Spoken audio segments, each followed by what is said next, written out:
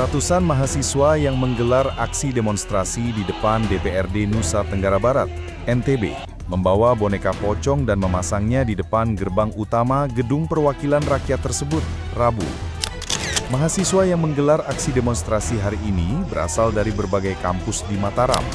Mereka menyampaikan sejumlah tuntutan, salah satunya terkait biaya pendidikan.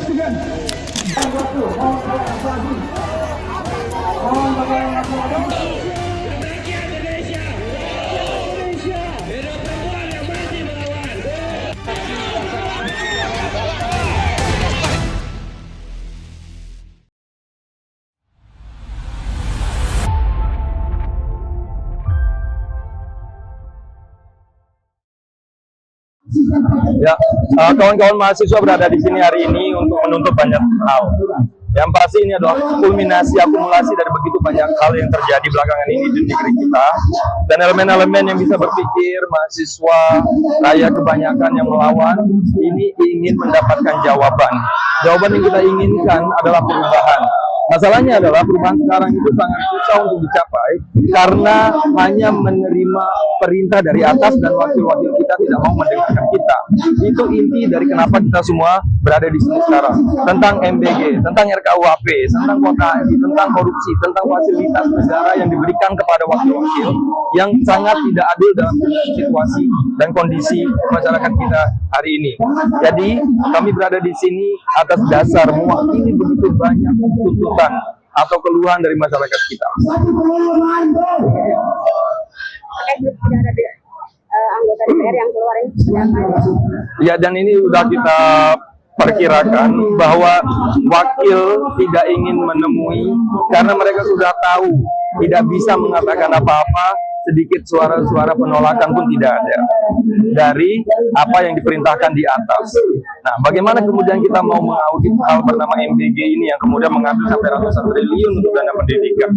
Nah, masalahnya adalah ketika mereka mau untuk komunikasi, ujung-ujungnya adalah hal-hal yang sifatnya normatif, yang kemudian kami akan sampaikan. Kalau dulu ketika ada oposisi mungkin itu oke, tapi sekarang sudah jelas bahwa semuanya tidur seranjang dengan pembuat kebijakan dan pelaksananya. Mereka dalam satu ranjang, di mana kemudian rakyat dikeluarkan dari ruang indah itu. Nah, jadi perihal mereka tidak mau menemui, itu adalah sesuatu yang sudah kita perkirakan. Itu kenapa kemudian kawan-kawan mahasiswa ingin langsung bertamu di ruang tamunya sendiri. Nah, itulah yang kemudian semoga paling tidak ada riak dari NTB ini yang mewakili bahwa perlawanan itu ada. Nah, saya mungkin perlu disampaikan juga bahwa tidak ada demonstrasi yang tidak berujung pada sebuah manfaat, karena jika ada satu di titik ini, satu titik di Kupang, satu di Makassar, beberapa titik di Jawa, dan kemudian semuanya akan menunjukkan bahwa perlawanan itu ada di semua wilayah Indonesia. Dan saya mewakili dosen secara pribadi dan juga secara umum rakyat Indonesia ingin mendapatkan jawaban atas ini. Apa yang bisa kita rubah dari begitu banyak kerusakan yang terjadi saat ini, termasuk isu lokal kita sendiri, yaitu eksploitasi terhadap Rinjani dan kawasannya. Nah, bagaimana tanggapannya soal gaji DPR meningkat setelah gaji guru atau dosen yang lebih tepat? Ya, sangat kompleks, tapi sebenarnya bisa diurai tentang gaji itu. Masalah gaji guru hanya akan bisa kita capai keadilan itu kalau kita adil dalam penganggaran. Misalnya, ada sebuah rasa egoisme untuk tetap terus-menerus menjalankan MBG ini dengan yang universal, semuanya dapat. Sementara itu sudah kita kaji dari kejadian-kejadian di luar negeri bahwa itu tidak efektif. Nah, sekarang kita bisa pindah misalnya yang dari MBG ke guru misalnya, sangat bisa untuk meningkatkan. Kalaupun tidak bisa semuanya sampai dengan gaji-gaji seperti di luar negeri, paling tidak dia bisa memenuhi kebutuhan dasarnya. Ya, guru-guru kita ini. Kalau teman-teman pergi ke pelosok-pelosok itu, guru-guru itu banyak sekali yang tersisa.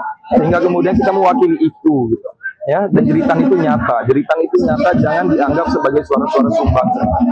Bang, tunjangan perumahan itu kan bukan hanya di DPR RI, tapi di DPR RI juga itu nilainya belasan juta, hampir 20-an. Ya. Ya, masalahnya adalah rasionalisasi dari kebutuhan itu tidak memiliki dasar yang kuat.